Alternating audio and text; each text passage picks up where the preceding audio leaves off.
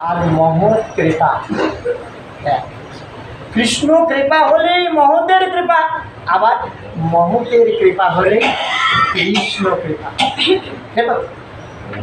অর্থাৎ কৃষ্ণ কৃপা মহৎ কৃপাকে আলাদা করে ভাবা হয় নাই, দুটো হচ্ছে পরস্পর পরস্পর মানে অনুপূরক, এরা পরস্পর কমপ্লিমেন্টারি।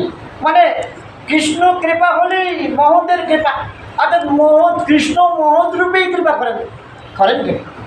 আচ্ছা দেখেন একটা দৃষ্টান্ত, ধ্রুব, তার ধ্রুব যখন গোবিন্দের জন্য খণ্ডন করছেন, তার ডাক যখন তার বর্ণে প্রবেশ করলেন তখন থাকতে পারলেন না, সরাসরি কেন দেখা দিলেন না?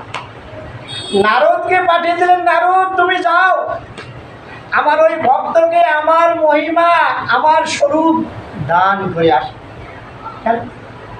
কৃষ্ণ তো দেখা দিতে পারেন। আসল কথা স্বয়ং ভগবান তো নিজের গুণ মহিমা ভক্তকে কি বলতে পারে? স্বয়ং ভগবান নিজের গুণ মহিমা ভক্তকে বলতে পারে না, তাই তিনি আর এক ভক্ত হয়ে ওই নারদের মধ্যেই তিনি প্রবেশ করেছেন। অর্থাৎ তিনি গুরু রূপে স্বয়ং রূপে, পার্থক্য নাই, গুরু রূপে এসে ওই ভক্ত রূপে শ্রেষ্ঠ ভক্ত রূপে এসে, কারণ নিজের স্বরূপ মহিমা ভক্তকে বলা যায় না, তাই বলা যায় আমার গুণ মহিমা আমি বলবো। কেন বলে না, কেন বলতে নাই? বলছে আমার মহিমা গুণ আমার কাছে শোভনীয় নয়, কিন্তু আমার ভক্ত যদি আমার গুণ মহিমা অন্য ভক্তকে দান করে তখন সেই ভক্তের হৃদয়ে এই কৃষ্ণ প্রেম উত্তর উত্তর বৃদ্ধি পায়। যখনই উত্তর উত্তর বৃদ্ধি পাবে তখনই আমি স্বয়ং তার কাছে প্রকাশ করি। তাহলে এই জন্য মহতের কৃপা মানে সাধুর কৃপা, তার মানে ওই সাধু রূপে স্বয়ং গুরু রূপে ওই নারদকে পাঠিয়ে দিলেন, নারদ তুমি যাও। তাহলে মহৎ কৃপা বিনে কোনো কর্মে ভক্তি নয়, যদি কোনো সৌভাগ্য বসে। এই ভাগ্যটা যে কবে হবে এটা নিরূপণ করা যায় না। ওই যে বলছি, যদি এরকম ভ্রমণ করতে করতে যদি কোনো সাধু বৈষ্ণবের কৃপা, এই মহৎ কৃপা, এই সৌভাগ্যটা কবে হবে তা ভাবা যায় না। যেরকম একটা কথা, রাধা রমন একদিন বৃন্দাবনে গিয়েছেন, অনেক কাহিনী, আমার যেটুকু দরকার সেইটুকু নেব সিদ্ধান্ত করতে গেলে। রাধা রমন বৃন্দাবনে ঘুরতে ঘুরতে এক জায়গায় দেখে এক বাবাজি একাকী নিয়ে বসে ভাগবত পাঠ করছে, কেউ নেই, দুটো তমাল বৃক্ষের মাঝখানে ওই রাধা গোবিন্দের বিগ্রহ স্থাপন করে পঞ্চতত্ত্ব আদি যা কিছু করে ভাগবত কথা। শ্রোতাকারা আপনারা ভক্ত তো থাকবেই, কিন্তু আসল শ্রোতা তো তিনি। তাদের বসিয়ে সে কী করছেন, ভাগবত কথা নিজেই পাঠ করছেন, নিজেই নয়ন জলে ভেসে যাচ্ছেন।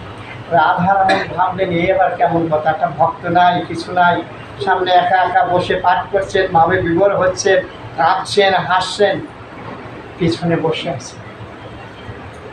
পাঠান্তে বলল রাধারামন সামনে এসো। এত বলা পিছনের দিকে কী শুনলেন? বলো প্রভু আমি যে পিছনে আছি তা আপনি কি করে জানলেন? বললো আমি তো তা জানতে পেরেছি তুই এসেছিস। তাহলে প্রভু আচ্ছা আপনি তো এখন ভক্ত নাই শ্রোতা নাই কিছু নাই, তার সামনে পাঠ করছেন কেন? এইখানে রাধা গোবিন্দ রয়েছে, ওনাকেই তো তার মহিমা কীর্তন শ্রবণ করাচ্ছে। যে কোনো প্রকারে ভগবানকে সন্তুষ্ট করাই ভজন। মনে রাখবেন, যে প্রকারে হোক, যদি ভগবানের সামনে নৃত্য করেন যদি প্রসন্ন হয় তাও ভজন হবে, যদি নাম করেন তাও ভজন হবে, তার কথা হৃদয়ে নিয়ে অনবরত প্রেমাশ্রু পাইবেন তাও ভজন হয়। যে ভাব বা আচরণ করলে ভগবান প্রসন্ন হন তাকেই বলা হয় ভজন। তাহলে আমি তার কথা তাকে শ্রবণ করাচ্ছি, তো এটা দাদা আমাকে কি একটু দেখাতে পারেন যে তিনি আসেন? ওরা দেখবি বলটা, হে গোবিন্দ হে মধুসূদন, যদি তোমার জন্য আমি কিছু নয়ন জল ফেলে থাকি তাহলে আমার যা পুণ্য আছে সব আমি তোমাকে দিলাম, এই ভক্তকে তুমি এক ঝলক দর্শন দাও। রাধা মাধব একজন যখনই দর্শন দিলেন তখন রাধা হাতায় হাত দিয়ে দাঁড়ালেন না বলো এই যে কৃপা রাধারমন কখনো ভেবেছিলেন এই কৃপা আমি প্রাপ্ত হব। এই জন্য ভ্রমিতে যদি কোনো সৌভাগ্যবশত এরকম মহৎ কৃপা যদি করুণা যদি হৃদয়ে জেগে থাকে কখনো ভাবে বলা যায় না আশা এই বসে সদা সর্বদা সেই প্রত্যাশা নিয়ে চাতক পাখির মতো বসে নিশ্চয় ভগবান সাধুগুরু রূপ ধরে ভক্তের রূপ ধরে কৃপা যে কৃপা পেয়েছিলেন সেই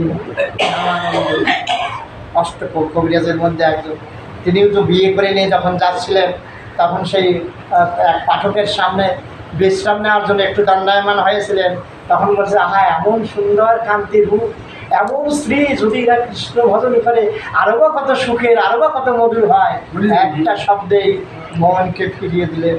এইভাবে ভ্রমণ করতে করতে যদি কোনো সাধুগুরু বৈষ্ণবের কৃপা দৃষ্টির সম্মুখে তার বাউন্ডারের মধ্যে একবার